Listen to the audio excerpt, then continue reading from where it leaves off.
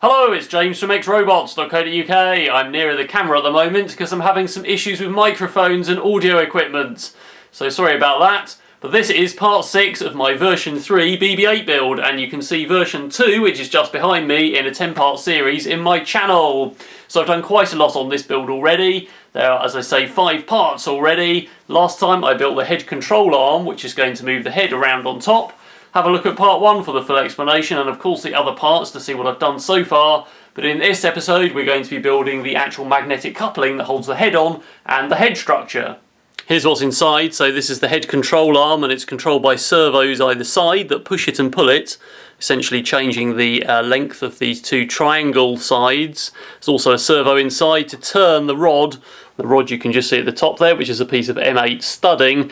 So I need to make the magnetic head coupling to fit onto that, and of course the part on top and most of the head that rolls around.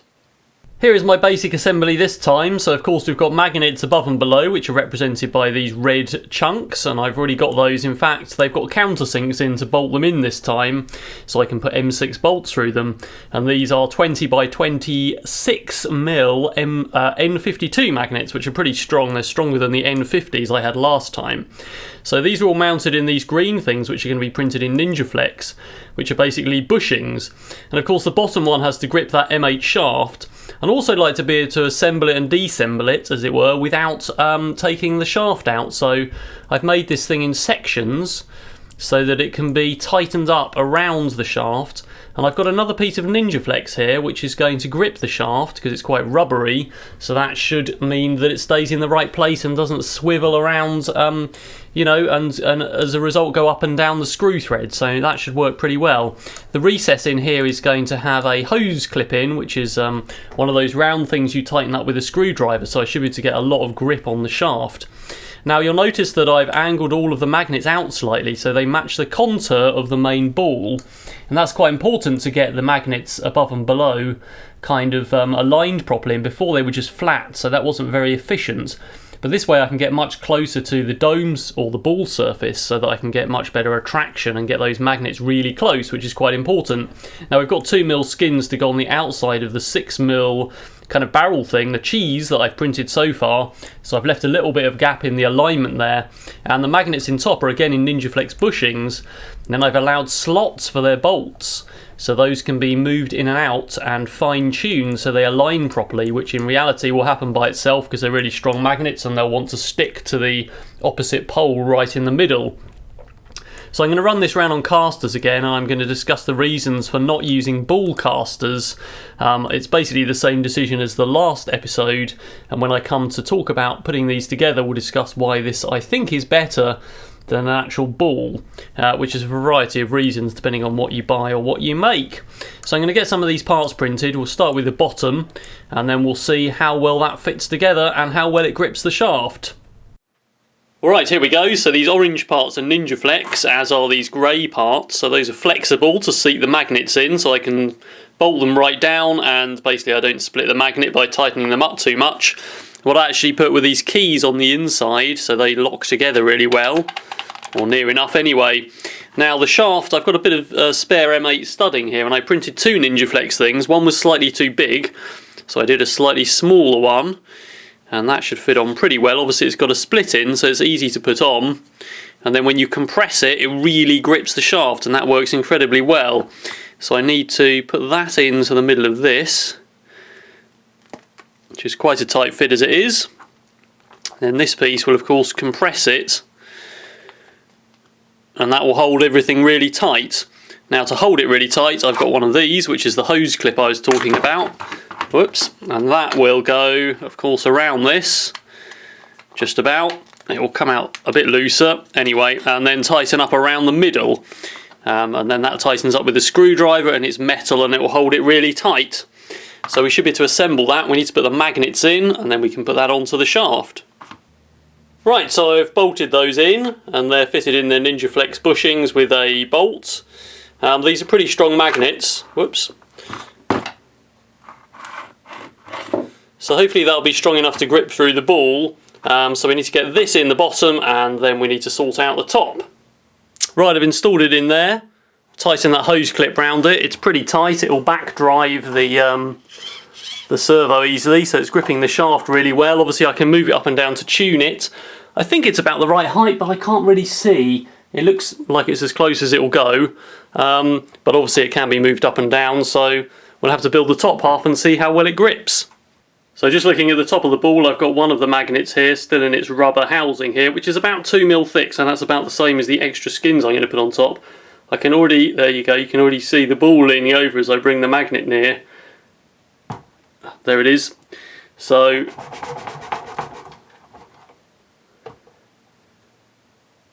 that is incredibly strong, and obviously there's 3 of them. So I'm hoping with that and a little bit of extra height on the top, which is about that much with the air gap, that should be hopefully enough to hold the head on. We're not really going to know till we build it up with the wheels and everything. So I've made the top plate,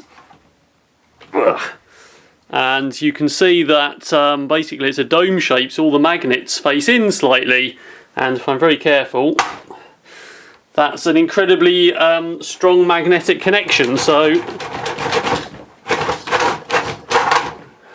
unless I really push that as hard as I can with quite a lot of force, it's actually really hard to escape the magnetic field. So the head is going to be very lightweight, and I just don't think it's going to come off. Obviously it needs to be slightly higher for the 2mm skins and maybe a 1mm air gap, but that's incredibly strong still. I can't quite pick the whole thing up with it, but there is probably 10 kilograms of mass in this ball now. But that's more than enough for my skins that are quite thin. There's, as I say, another 2mm to go, but I think that's going to be fine. Hopefully you can see there that the magnets all face in and they're all perfectly flat on the contour of the ball. And of course that is true for the magnets on the inside that face out and point directly at those faces. So obviously if they were just flat magnets like I had last time, there'd be a much bigger gap on the inside and the outside. So I think that's going to give much more magnetic attraction. So let's talk about this head. This is my version 2 head, which is one of these globes that I painted up and stuff. So this is it's quite lightweight, but still a bit on the heavy side for this version. And this is what's inside, which is really where most of the weight is. Obviously there's 4 magnets, and now I've got 3. And I had these caster wheels, but each one is mounted on a steel bolt. And top and bottom there is a ball bearing race, so you can just see the top ones there. So there's 6 of those, and then this middle piece turns for rotating the head round, and again I've got 8mm bearings and an 8mm piece of studding that runs all the way through. So there's quite a lot of metal in there, which soon adds up. I want to do a similar approach to this, because in the movie BB-8's head actually rotates above the silver ring, so this ring stays stationary and the dome rotates above it. So I could have done it with this mechanism, because of course the middle rotates independently when that servo moves the magnets round, and the head can still move. So we could have attached the silver ring to the base and the dome to the middle, and that would have achieved the same thing then. I don't need any motors in the head to achieve that. So I'm going to do a similar thing to that, but I want to make a much lighter mechanism. So I've got casters on here. There were reasons for that discussed in the last build series. These have got rubber wheels on, which was one of the reasons, and also they spin really freely, so this is really easy to move around. And what with the head rotating like this, when the head rotates the bottom doesn't have to rotate, so those casters can just stay aligned. Now we did talk about ball casters before, like this, so why not use those? Well, the answer is that basically, even though there's a ball in here, what is the ball running on? The ball is running on 3 little rollers you can just about see inside, but it does mean in any particular direction one of those rollers isn't rolling in the right direction and the ball is just scraping past it. So to the extent that if I run it on this surface is okay, but if I run it on the smooth edge, the ball isn't even rotating there, it's just scraping along. So there's more friction with the rollers than there is with the surface. So this is pretty bad. If I was to put a rubber ball in, some people have suggested rubber mouse balls, that'll be even worse because it will bind on the rollers even more, so it's not really very low friction. Now you can get some better ball casters that rotate more freely, and they either rotate on more balls, so some little ball bearings around in here, but of course those have to then scrape on a flat surface. The other option is one that actually has a caster wheel that rests down on the top of the ball, called omni casters. And those are pretty smooth running, but of course there's still a caster changing direction in there, and those weigh about 250 grams each as well. and they still have solid plastic balls for the same reason that that ball would bind in the socket otherwise. So the logic is to use a caster wheel. I can have a rubber tyre, and obviously it runs really freely because the leverage point around its axle is much bigger than that ball running on a tiny roller. So they should be, you know, pretty free moving on any surface. So I'm going to do the same thing as that, but attempt to reduce the weight of all this metalwork. Last time I said I had a plan to make the head really light and to look at the Star Wars Episode 7 visual dictionary image of BB-8, and you can still find that on Google Images if you look hard enough. Essentially what it's got is a cutaway of the head with some stuff inside. So my plan is actually to make a cutaway head for this version, which means I don't have to put all the panels on, so I should be able to make it really lightweight. If I print a minimal frame in a low density infill, then obviously I save all of that weight on the dome. As I say, I'm going to save loads of the metal work as well, so that should help me make a really lightweight head.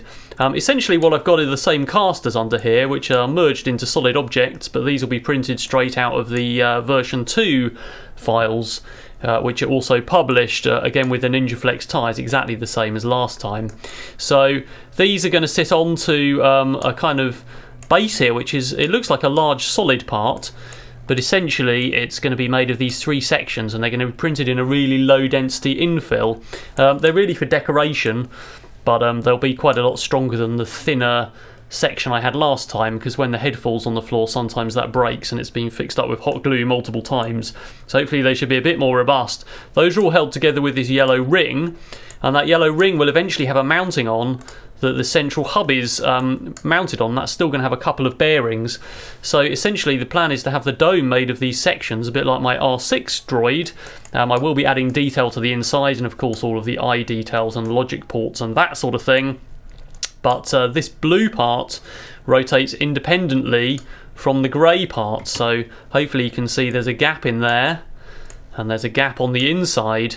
So the blue part is attached to the magnetic dome, and the grey skirt and the yellow ring are attached to a bearing coupler that's going to sit on top. So that means when the magnetic assembly turns, the blue dome turns on top and the grey skirt stands still. So for now I have to go and print 3 of these, which I'm going to do in about 10% infill, so they're really lightweight, and also need to print this, which is going to be slightly higher density infill, to stick them all together. And you'll notice that the casters, I've turned one round there, that fits inside quite nicely, and they're all facing in at the right angle to track the radius of the ball. So I've got this kind of curved inner surface here so that they can all be mounted, and the holes go right through to these lumps on top at the right angle, so that those casters will all perfectly be aligned with the radius of the ball.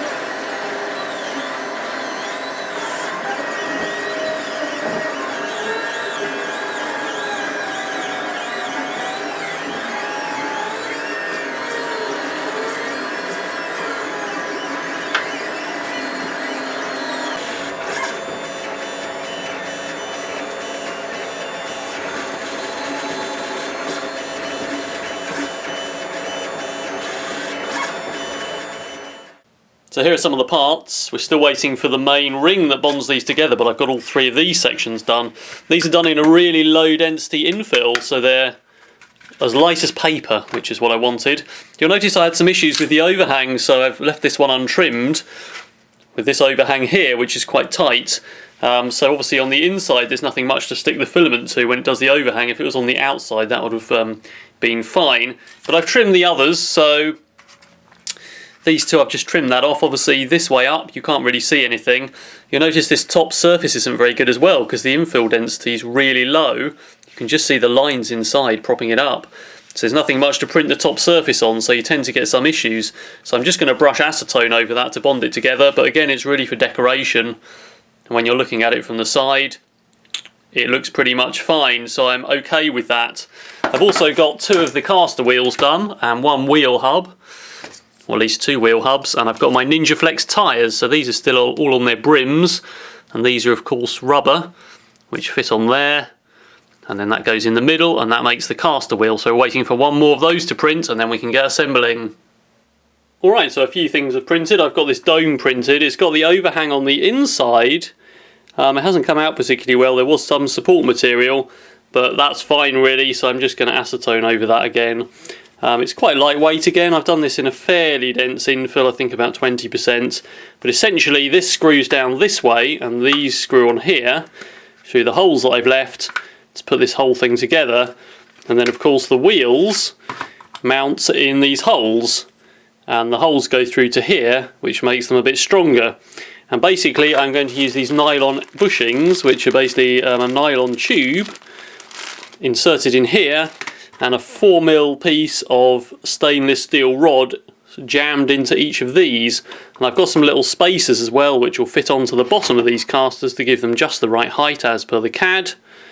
So I'll solvent weld those on there, glue in the 4mm stainless steel, and then they should spin round really freely, hopefully. The rods will come out the other ends, and we'll put a little cap on to stop them falling out, but that should form the basis for the head. Right, so I've assembled that. Looking pretty good, so I'm just going to go and brush acetone over the pieces I said, and also just basically drop some acetone where I've screwed that top part. It'll probably be fine without it, but the capillary action will draw it into the gaps and just make that super strong. So I've just got some acetone. It's had a bit of white ABS in it. All these parts are ABS, so they dissolve in acetone, and basically that will make a solvent weld. So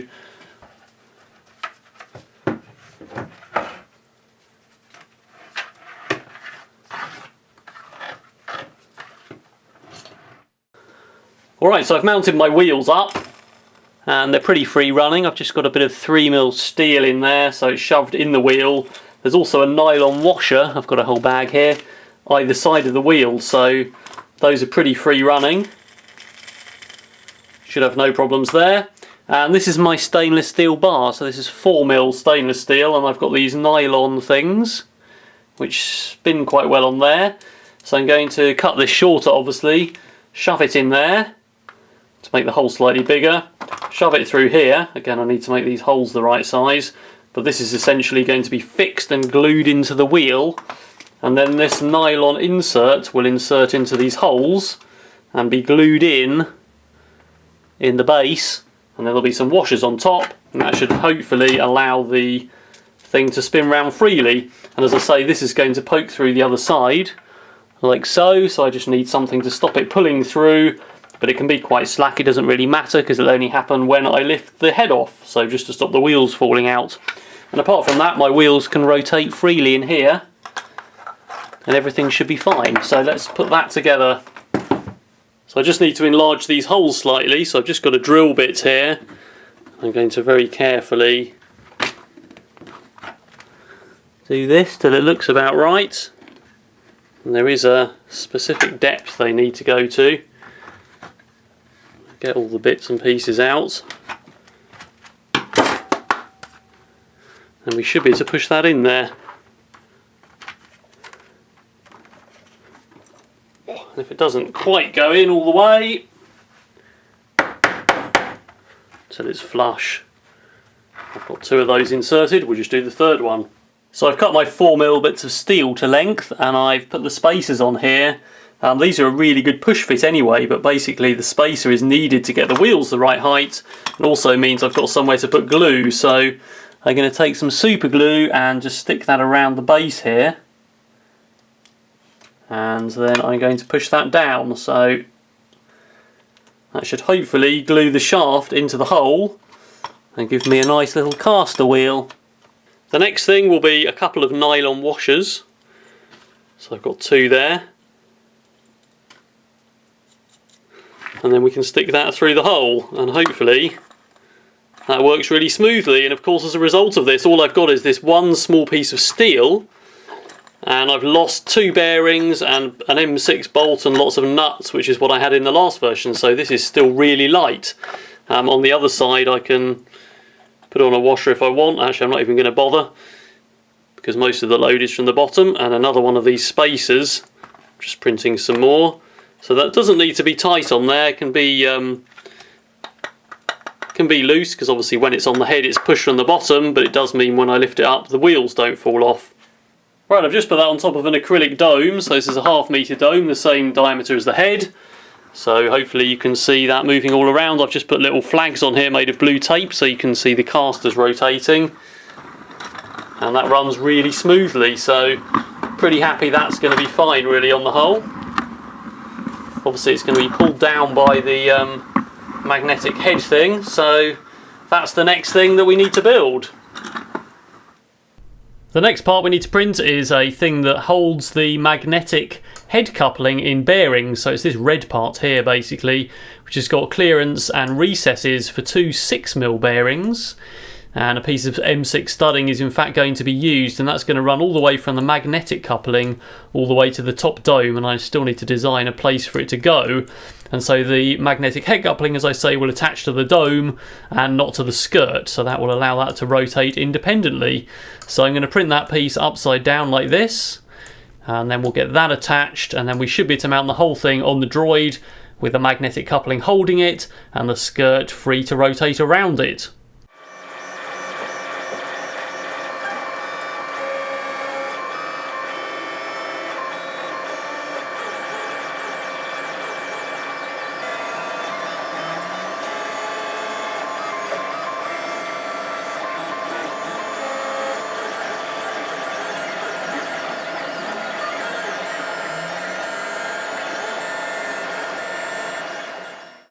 Right, here it is. So it's got a 6mm inner diameter bearing for 6mm studding in the top and the bottom, and it's got these recesses of course, and that should fit with any luck. If I can push it in, it's pretty tight, right in the middle there. So I can now bolt my studding through and my magnetic head coupling will sit right in the middle. Right, I've mounted my magnetic coupling on this piece of studding. It's bolted either way, and there's a bit of extra length at the bottom so that I can adjust the height.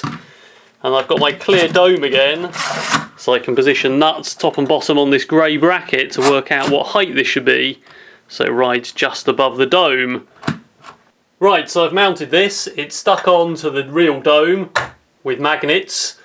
Obviously the main principle of this thing is that the dome turns and the skirt doesn't, so if I turn the internal hub where the servo is, hopefully you can see this is rotating, and of course the dome is attached to this, so the dome will rotate but the skirt will stay still. And if I manually move those other servos, it's a bit tricky, but hopefully you can see this whole thing moving around, and that seems to work okay. And I've positioned the magnet slightly higher, so I've got nuts here, I can adjust it with some shape-proof washers, but I've made it slightly higher to test the magnetic head coupling, because I need to put those extra 2mm skins on. So far it seems alright. Hopefully it's going to stay on. Let's pull the arm over there slightly, but it seems pretty much like it's going to stay in one position. If I hold those still, I don't think that's going to fall off, so that's pretty good. So here's the top of the dome that needs printing, so that includes the ring here and all of these supports, and I've gone a bit further in putting this together now. So we've got a cap with a hole in, and I'm going to print these in two separate colours, so we get white and grey. The internal frame is going to be grey, and I've also got this piece in the middle, which is to hold the dome nice and central on that piece of studding that sticks out the bottom of the bearing block. And I've put a thing in there that grips the shaft and can have a bolt tightened through to tighten it on the shaft. And of course I can put a nut under this piece to get the height just right, so hopefully that'll all fit together and it should rotate freely in this channel. That's the dome parts separated out, and what I've done in fact is put these cutouts in so that you can see there's a space there for all the pieces to lock together, and again in the top ring there.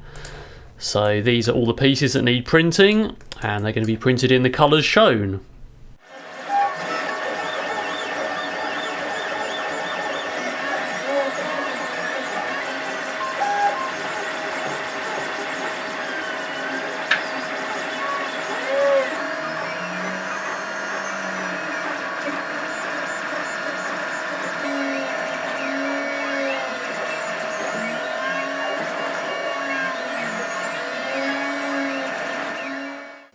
Just got the first few parts of this printed, so I'm just setting this ring up and trying to solvent weld these. There's an extra leg to go in, of course, and so far this is looking pretty good.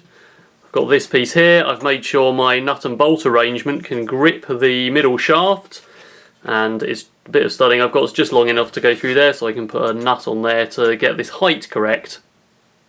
So now my head is mounted, and obviously if I turn the servo in the inside here, then this will turn the head, and it should be able to do a 180, which is about that far, so that should be okay. And the plan is to put some vacuum form panels on 3 of these, the one where the eye is and that stuff, and the rest is going to be exposed so you can see inside, but obviously there'll be loads of prop stuff like the cutaway book, so have a look at that Star Wars Episode 7 visual dictionary.